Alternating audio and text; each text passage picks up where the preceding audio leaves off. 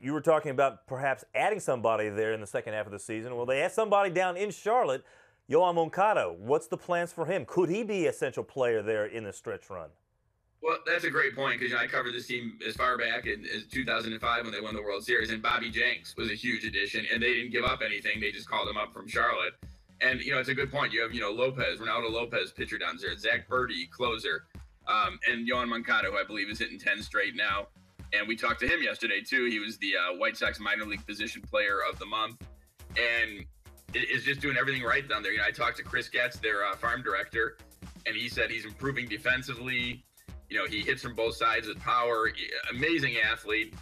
They're not going to rush him, though. When he's ready, he'll be up here, and that sounds kind of cliche, but I think the plan is they're going to try and avoid, he's up for 3 weeks and then back down, and up for 3 more weeks and back down. When they bring him up, they want him to be the team's starting second baseman. They want him to be there for the long haul. Now, again, I've used this point a couple times. Aaron Rowan and Joe Creedy, who were huge contributors on the 2005 World Series championship team, were top prospects. Excuse me. And they had to go down and come back up and did quite well for themselves over the course of their career. So that may happen, but the goal is to have him and all these young guys as developed as possible before they come up here. So there's no rush. As Rick said, he's very happy with Moncada, but he's not a finished product yet.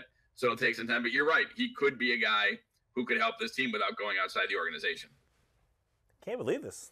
This is great to see and great to talk about the Chicago White Sox in this situation, even if it's just the first week of May. But, yeah, absolutely.